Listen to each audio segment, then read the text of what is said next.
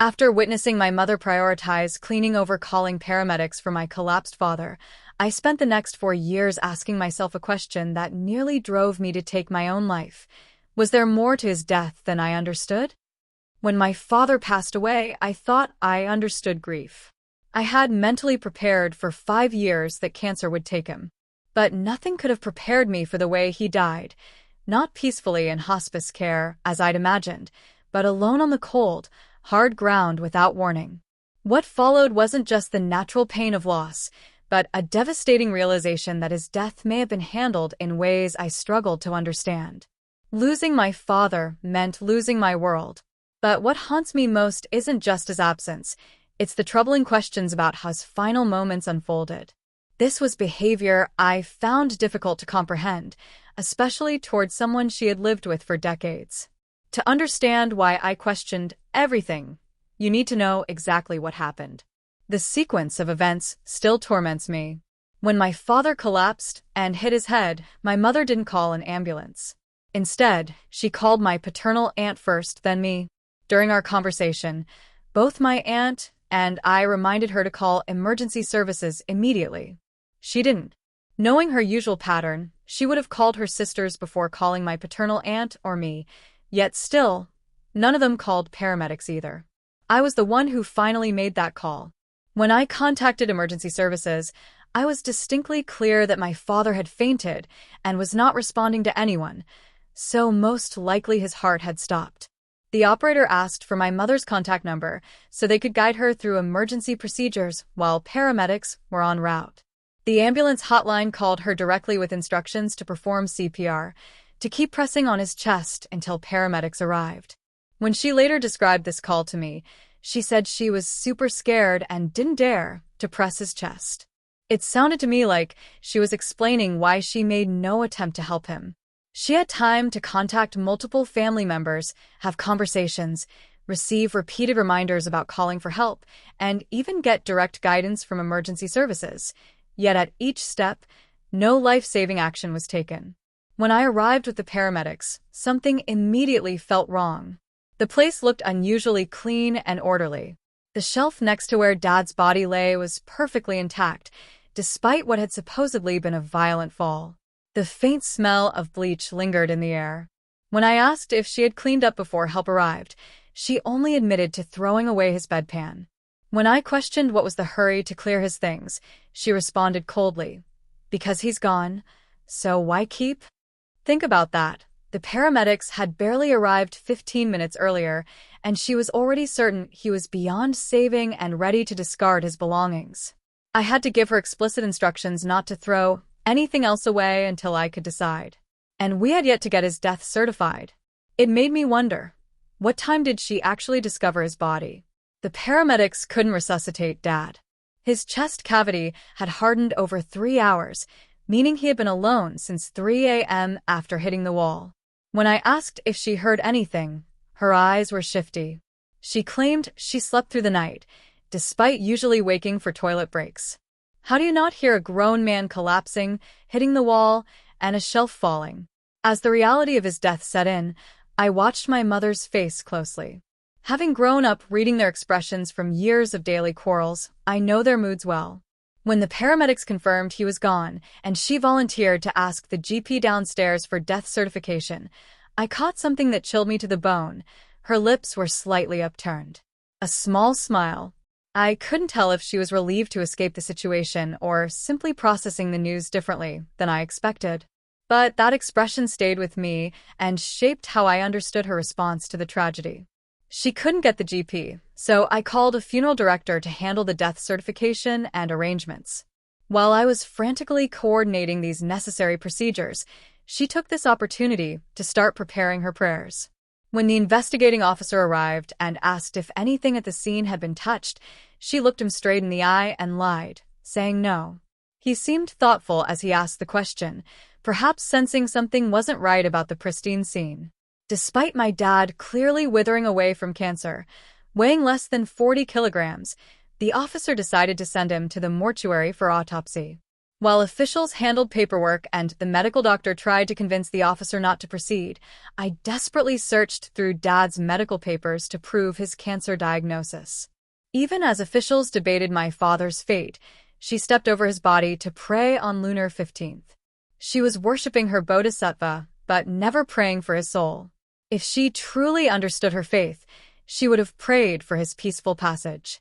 Instead, she chose ritual over reverence, going through religious motions while completely ignoring the human being lying there.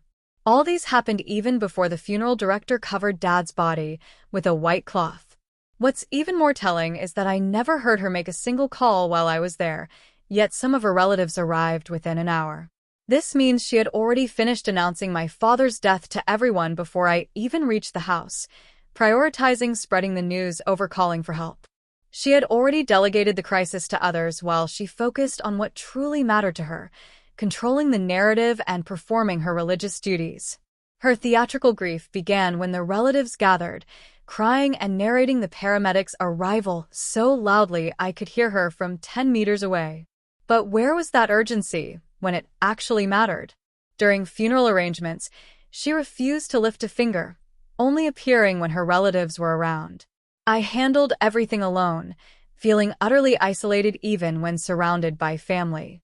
During the eulogy, my paternal aunt was so overwhelmed with grief that she almost fainted, genuine sorrow for her own brother, while his wife seemed to be putting on a show. The contrast was stark and heartbreaking. It was only after the cremation, when I suspected she had been lying about cleaning up, that I questioned her again. Finally, she admitted the truth in an exaggerated manner. The place had been a mess when she first saw the scene. The shelf itself had fallen over, and everything on it, the clothes pegs, a rice cooker, and other items, had scattered everywhere. She had to set the shelf back up and clean everything up before calling anyone for help. This finally made sense of why the scene looked so pristine when I arrived. She had lied to the investigating officer. She had lied to me initially. And she had spent precious time cleaning the scene while my father lay there. This pattern of concerning behavior extended far beyond that terrible day. She focused immediately on his retirement funds, declaring that every single cent belonged to her alone. "You are not to touch anything," she said. When I saw his bank statements, I was stunned. Despite calling him a pauper, he had little left while her account was 10 times larger. She had worked part-time for years, yet her savings exceeded her total lifetime earnings. Looking through his records, I realized he wasn't just paying his medical bills. He was covering his traditional Chinese medicine treatments and every household expense while supporting her financially too. I had occasionally given him additional money on top of his usual allowance when he requested it, but I had never probed deeply into their financial arrangements. When I questioned why she hadn't helped with any of these costs or how their household payment system worked, she claimed that my father handled everything and never instructed her anything at all. She maintained that he was broke because he's a pauper, but he was a pauper because he was paying for everything. Her only contribution? Paying for taxi fare home from the hospital. Even basic caregiving required external prompting. My paternal aunt had to specifically advise her to accompany Dad to his chemotherapy sessions since the treatments left him weak, frail, and at high risk of falling.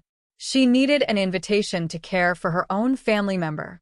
His sister, my paternal aunt, despite having no family obligation to do so, quietly paid medical bills ranging from thousands to tens of thousands. Meanwhile, my mother, who clearly had the financial means, contributed virtually nothing beyond occasional taxi fare. Yet Dad continued paying all household bills right up until his death, even as cancer ravaged his body. While I grieved, I handled all his paperwork and finances alone.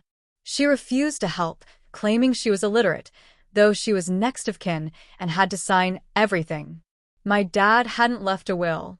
There was one crushing episode where his medical bills amounting to almost $2,000 could be claimed, but the check was issued to estate of my dad, making it impossible to cash without proper procedures. When I finally settled everything myself, she claimed she never asked me to do all this work. As I went through my father's belongings, I found sentimental items, his report books from decades past. I instructed her not to touch anything until I could properly sort through his things. When I returned the next day, they were gone. "What's the point of keeping such useless things when he's not here anymore?" she said with the same cold detachment she'd shown when throwing away his bedpan. How convenient. The woman who hoards everything suddenly gets selective right after my neat freak dad dies. When I discovered their wedding photos and matrimonial bedsheets at her old house and confronted her about preserving these memories, she threw them away immediately. The fear and disgust in her eyes when I mentioned their marriage revealed her true feelings, a chilling acknowledgement of years of hidden resentment. My father wasn't perfect. He had a temper that often made him seem like the bad guy in their relationship.